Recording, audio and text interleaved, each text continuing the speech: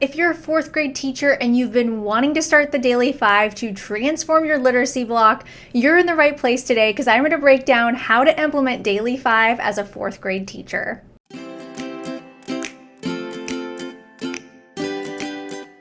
Hi, I'm Molly, and you know me as the person that helps you get started with Daily 5. Whether I've taught kindergarten, first grade, or now fifth grade, Daily 5 is my passion to help other teachers within their own classroom and share all the tips and tricks that I use today as a fifth grade teacher and someone that's been in early childhood for many years. I want to help break down Daily 5 for fourth grade so you can get started with it and have the best school year ever. And just know, if you are watching this at any point during the school year, you can start Daily 5 any day.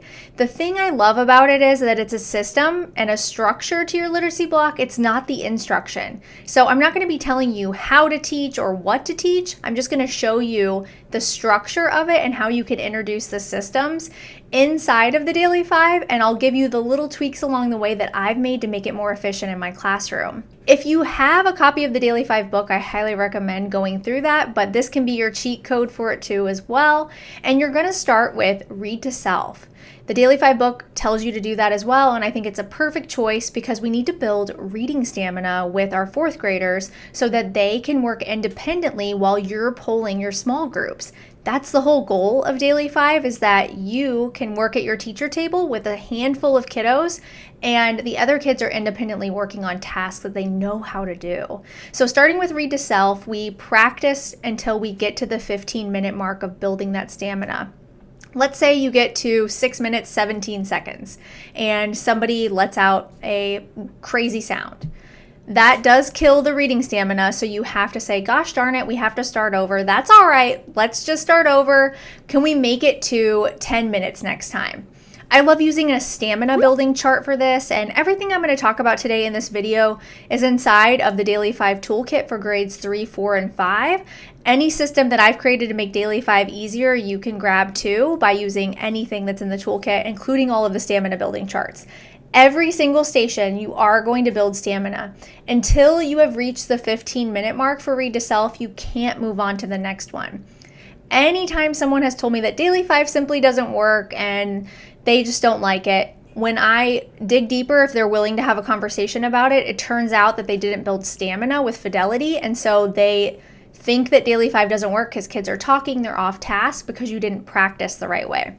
So everybody's reading a book, everybody's focused on that. You're walking around the room making sure that they are building their stamina and rewarding them with praise when they do and marking it on the stamina building chart. After Read to Self, you can introduce Work on Writing. This is not your writing instruction time. Usually you have a whole curriculum for writing and you're teaching that different. Work on Writing during Daily 5 is a creative writing time. And this part can cause a little bit of stress if you don't have a plan. So I'll get to that in a second. But once you are building that 15 minutes of stamina, your students can write the whole time, then you can move on to the next station. What I find the most helpful for Work on Writing is having writing prompts. I used to just kind of wing it and have kids write about whatever they wanted to, but you and I both know that there's going to be a handful of kids that don't love writing and they will tell you, I don't know what to write about, and they will not do anything during that time. During Daily 5, it is not an option to sit and do nothing. They should be doing something. So I created writing prompts, which again are inside of the toolkit. If you want to grab that, you can actually get those separately as well too, for every single month of the school year. So my students will have 3 writing prompts every single day, so they have something that they can work with. Do they have to use them? No. Can they use them? Absolutely yes. A lot of students will remind me if I forget to put them up on the smartboard, hey, where are the writing prompts? So I like to either have a notebook that goes along with it for the kiddos, or there's writing pages that go along with the prompts that you can print too that has the actual prompt on there. Sometimes kids will make up a prompt of their own based on one they saw of mine. So that's great. We're encouraging them to be creative, and they will love the Work on Writing time because it's actually creative writing and I'm not forcing them to write an essay or the other structured parts of writing that go along with the whole group lesson that's completely untethered to Daily 5. After that, you have 2 options. You could either do listen to reading, which is going to be one of their favorites, or you could start word work. Let's go with listen to reading first, but it's up to you how you implement it. They're going to build that 15-minute listen to reading stamina. They likely will have an iPad, some kind of tablet, or a Chromebook for this station. This one, if you don't have a whole class set, you might want to borrow others so that you can all build stamina at the same time, because when you are introducing Daily 5, everybody's doing the same station at the same time. I also use Apple Classroom on the iPad so I can monitor what they're doing, and I have strict rules with what they can and cannot listen to and what will happen if they do not follow those rules. You can check out, I have a whole Daily 5 playlist, but I have an individual video for every single Daily 5 station, including listen to reading. So I go in more depth into that video. So you can check that video out and get all my tips and tricks, because I know the technology piece can kind of be a little bit of hesitation from some teachers. Next would be word work. In the beginning, word work is probably going to be a review of things from the previous year, because you might not have taught them word work yet. Usually your literacy curriculum will have some thing for word work. It might be spelling patterns or teaching them different parts of speech. In fourth grade, likely that's what they're going to be working on. I know in the curriculum I use, it's included. There's something every day of the week. I also have anchor charts for that. If you're looking for a system and structure, it's inside of the toolkit as well. And again, I have a whole word work video.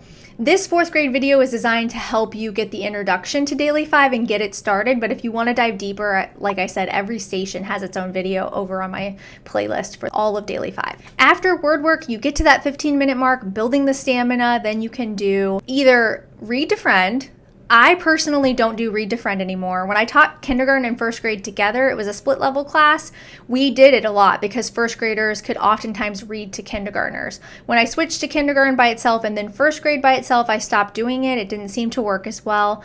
I'm not throwing any shade at read to friend, read to someone. You can decide if you want to do it or not. I do have a YouTube video all about how to implement it. If you're going to do this one, you do need to build the stamina to the 15-minute mark and really explicitly teach the rules, because that one can get a little chatty if you're not serious about expectations when you're implementing it and practicing it. Last but not least is book clubs, and that's where you're going to be pulling students and teaching them either a skill or reading a book with them. You get to decide as the teacher. It's whatever small group lesson you want to have with your group, however you differentiate that as well.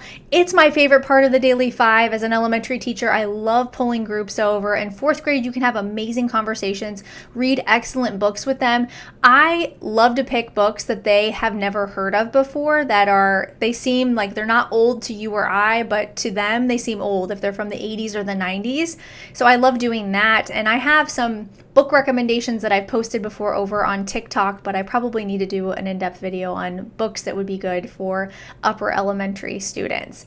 The whole point of Daily 5, like I mentioned before, is that you can pull reading groups, book clubs, small groups, so the other kids are working autonomously, independently, and you're not getting interrupted.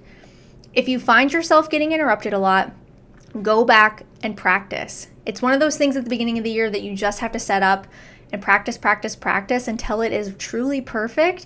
And I promise you, all of that practice really does pay off. Building the stamina by the October, November, it is so beautiful. It runs so well. You're going to be incredibly happy that you set it up the way that you did.